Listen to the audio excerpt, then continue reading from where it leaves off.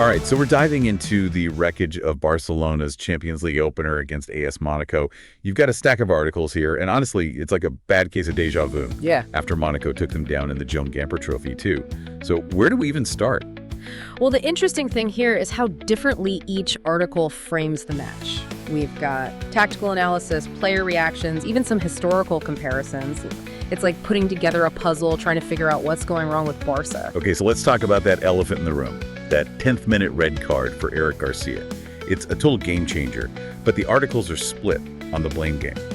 How much falls on García himself and how much is on Ter Stegen for that pass that put him in that position? That's what I love about football. One moment, one decision can completely rewrite the entire script. But tactically speaking, having to play a man down for almost the entire Champions League match, brutal. And I don't just mean it's harder, I mean imagine the mental shift. You're sacrificing attacking options to maintain defensive shape, players are covering more ground, tiring out faster, the pressure is immense. It's like the whole team is suddenly playing uphill in quicksand. And then to make matters worse, one article mentioned García will miss crucial upcoming matches because of this red card. It makes you wonder, is this a pattern with Barcelona? Remember last season, Araujo getting sent off against PSG? Is this a string of individual errors, or is there something deeper, a tactical vulnerability that Barca needs to address? Because at some point, it's not just bad luck, is it? Yeah, at some point, you have to look for the common denominator. And look, these early matches are as much about finding your weaknesses as they are racking up wins. But you know what? Before we go full doom and gloom, can we talk about that bright spot, that Lamine Yamal goal? Oh, absolutely. Let's talk about this kid, because amidst all that chaos, he just casually scores a stunner, his first ever in the Champions League.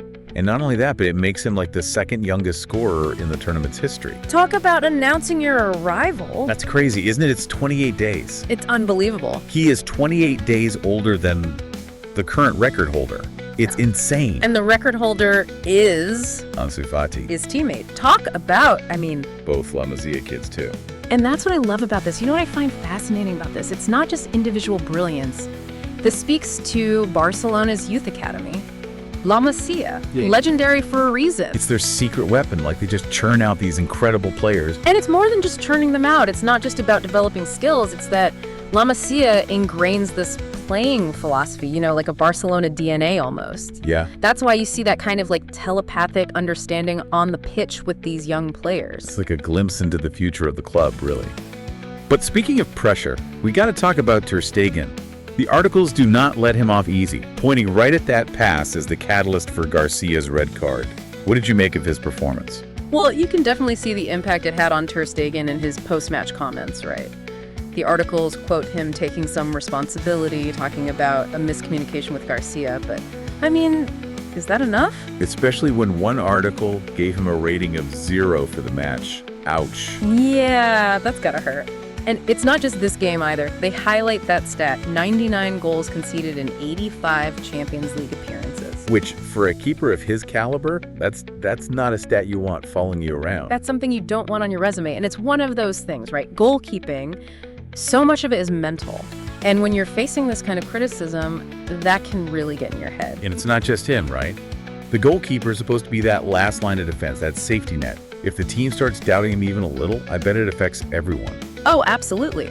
Defenders start hesitating and midfielders playing more conservatively. It's like a domino effect. And for a team like Barcelona that thrives on attack, on possession-based play, any hesitation throws them completely off. Completely. It really does. Talk about a ripple effect. Yeah. One bad pass, potentially a full-blown crisis of confidence. And this wasn't just any loss, This was a pretty big deal for Hansi Flick, too. It was his first ever loss in the opening group or league stage of the Champions League. Wow. And that includes his time at Bayern Munich, which, let's be honest, they were a force to be reckoned with. It just goes to show that even the best managers in the world, you're not invincible. Nobody is. You hit those bumps in the road. Exactly. So where does Barcelona go from here? These articles paint a picture of a team that's still trying to find its feet this season. Are we talking early season jitters, or is this a sign of something more serious? Honestly, it's too early to say for sure, but these early results, they've exposed some cracks, haven't they? How Barcelona responds is going to be really telling. Do they let this crush them, or do they come back stronger? That's what I'll be glued to. Me too. So fascinating how one match can reveal so much, right? But you know what? We've been talking about Barcelona this whole time. But what about Monaco? This is the second time they've taken down this legendary club. Are they for real? Now that is the question, isn't it? Are they giant slayers or just a really annoying thorn in Barcelona's side? Only time will tell, but one thing's for sure, they are not to be underestimated. Those back-to-back victories, that's a statement. Absolutely. Well, folks, that's our deep dive into Barcelona's loss against Monaco. We talked tactics, individual errors, that glimmer of hope with Yamal, and that long shadow this loss is casting over the team. But here's what we want you to think about.